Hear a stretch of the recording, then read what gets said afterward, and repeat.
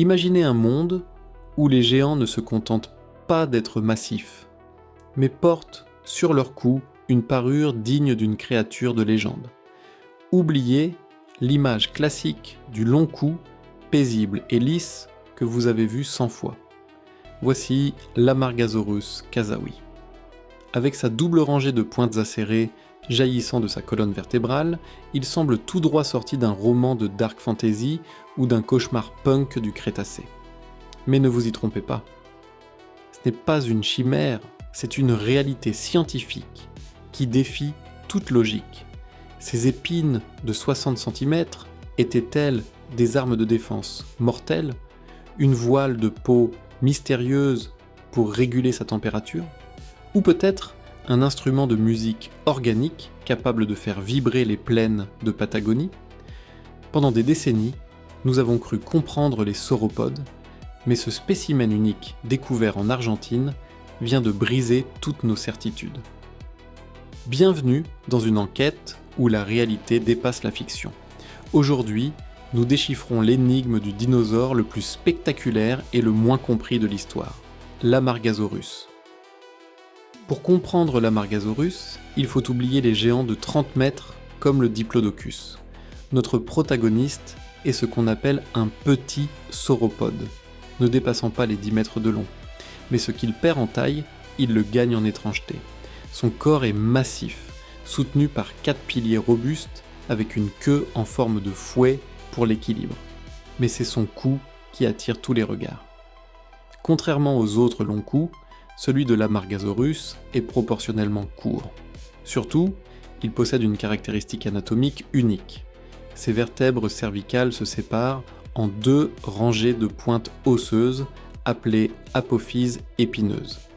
Ces épines, qui s'élèvent vers le ciel, sont les plus longues jamais observées chez un sauropode.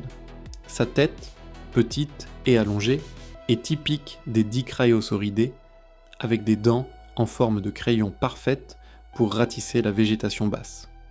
Tout dans son anatomie suggère un animal qui ne cherchait pas la canopée des arbres, mais qui préférait rester proche du sol, protégé par une armure naturelle que la science tente encore de décoder. Est-ce un simple ornement ou une structure vitale? Pour le savoir, il faut regarder de plus près la texture de son squelette. Regardez attentivement ses pointes. Pendant des décennies, une image a dominé les livres de paléontologie, celle d'un Amargasaurus arborant une double voile de peau majestueuse, semblable à celle d'un Spinosaurus. Selon cette théorie, ces voiles servaient de radiateurs thermiques ou de panneaux publicitaires géants pour attirer des partenaires. Mais aujourd'hui, la science change de camp. Des analyses microscopiques sur la texture des os suggèrent une réalité bien plus agressive. Ces épines n'auraient pas été recouvertes de peau fine, mais de kératine solide, la même matière que nos ongles ou les cornes d'un taureau. Imaginez l'Amargasaurus non pas avec une voile fragile, mais avec 2 rangées de cornes acérées et dures comme de la pierre jaillissant de son cou. Cette armure naturelle aurait transformé son point le plus vulnérable en une zone de danger mortel pour n'importe quel prédateur.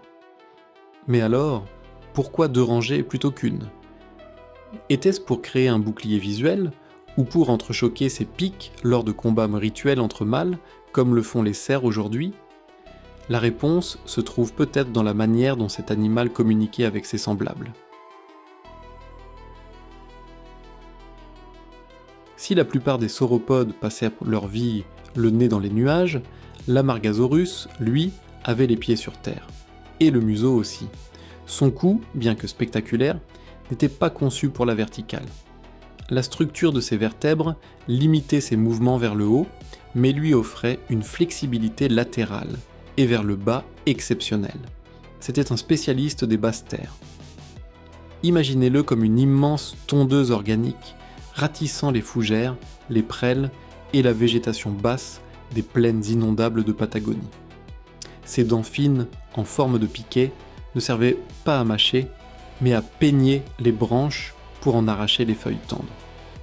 Et pour digérer cette masse de fibres coriaces, pas de dents broyeuses, mais un estomac transformé en véritable usine chimique probablement aidé par des gastrolites, ces pierres bronchostomacales qu'il avalait pour broyer les végétaux de l'intérieur. Dans un monde de géants qui se battaient pour les sommets des arbres, l'Amargasaurus avait trouvé sa niche, régner sur le tapis vert du Crétacé.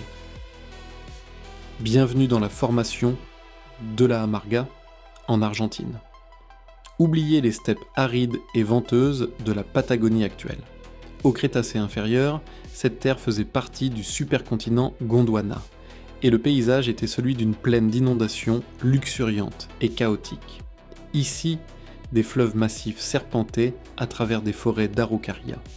Ces arbres millénaires, aux branches géométriques, que l'on appelle aujourd'hui désespoir des singes. L'air était lourd, chargé d'humidité et du parfum des résines de conifères. Mais ce paradis était saisonnier. Des périodes de crues dévastatrices succédaient à des sécheresses où la survie devenait un défi quotidien. L'Amargasaurus devait naviguer entre ces deux mondes. Imaginez-le traversant des bancs de sable rouge, ses pics dorsales brillant sous un soleil de plomb tout en restant aux aguets. Car dans ce décor de cartes postales préhistoriques, le danger rôdait partout. Des prédateurs plus rapides, plus agiles et parfois bien plus grands surveillaient chaque mouvement des troupeaux. Pour survivre ici, l'Amargasaurus n'avait pas seulement besoin de sa parure spectaculaire, il lui fallait une endurance à toute épreuve pour migrer là où l'eau et la nourriture ne manquaient jamais. Être un sauropode de seulement 10 mètres dans un monde de géants, c'est un peu comme porter une cible sur son dos. Dans la formation de la Amarga, le danger ne venait pas de titans comme le futur Giganotosaurus, mais de prédateurs plus agiles et opportunistes, comme de petits Abélisauridés ou des parents précoces des Carcharodontosauridae. Pour ces chasseurs, le long cou de l'Amargasaurus représentait le point faible idéal, mais c'est ici que son anatomie punk prend tout son sens. Imaginez la stène, un prédateur bondi, visant la jugulaire pour ne rencontrer qu'une forêt de pics en kératine acérée, dure et immobile. En abaissant sa tête, l'Amargasaurus transformait son cou en une barrière infranchissable, un véritable bouclier hérissé. Et si cela ne suffisait pas, il possédait l'arme classique des sauropodes, une queue immense agissant comme un fouet supersonique. Un seul impact bien placé pouvait briser les os d'un assaillant. L'Amargasaurus n'était pas une victime passive.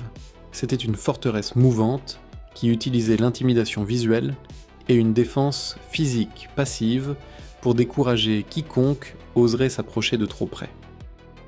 Dans l'immensité de la Patagonie, l'Amargasaurus n'était probablement jamais seul. Comme la plupart des sauropodes, la sécurité résidait dans le nombre. Imaginez des troupeaux d'une dizaine d'individus, une procession lente et bruyante, de piques mouvantes traversant les plaines. Mais au sein de ce groupe, ces épines n'étaient pas que des armes. Elles étaient son langage. Les paléontologues soupçonnent que ces structures jouaient un rôle crucial dans la sélection sexuelle. Les mâles les plus vigoureux arboraient peut-être des piques plus longues ou recouvertes d'une kératine aux couleurs éclatantes pour intimider les rivaux et séduire les femelles. Lors de la saison des amours, ces géants se livraient sans doute à des parades visuelles complexes, tournant la tête pour faire briller leur double rangée de cornes sous le soleil. Et qu'en est-il des nids ?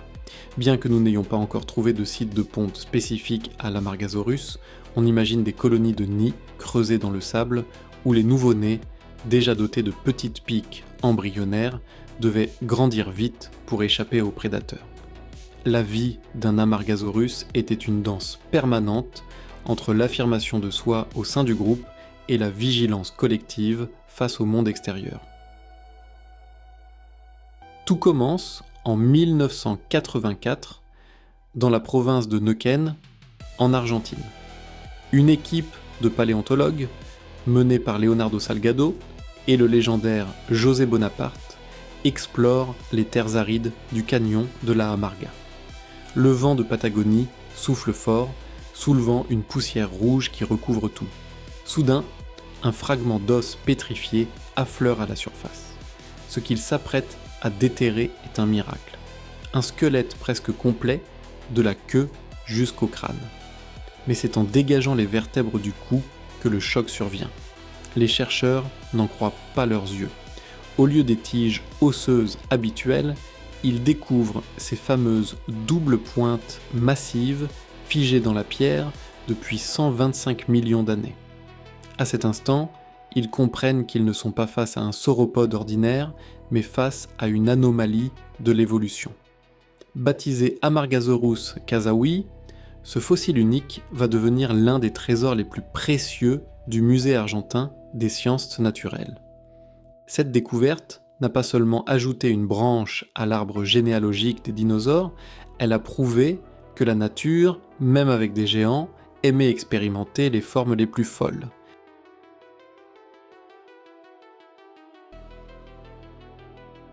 On a longtemps décrit les sauropodes comme des géants stupides, des automates biologiques dotés d'un cerveau de la taille d'une noix. Mais la science moderne, grâce aux scanners 3D de haute précision, raconte une toute autre histoire. Certes, le cerveau de l'Amargasaurus est petit par rapport à sa masse, mais il est incroyablement spécialisé. L'étude de son oreille interne révèle une sensibilité extrême aux sons de basse fréquence. Imaginez ces colosses communiquant par des infrasons, des grondements sourds capables de traverser des kilomètres de forêt dense, inaudibles pour les prédateurs, mais perçus comme des vibrations dans le sol par leurs congénères. Ces pics dorsales jouaient peut-être un rôle ici, agissant comme des récepteurs ou des amplificateurs de vibrations. Sa vision, bien que moins perçante que celle d'un prédateur, était optimisée pour un balayage panoramique constant, détectant le moindre mouvement suspect à l'horizon. L'Amargasaurus n'était pas un simple mangeur de feuilles passif. C'était un animal connecté à son environnement par des canaux sensoriels que nous commençons à peine à comprendre. Un être qui ressentait la Terre vibrer bien avant que le danger ne soit visible.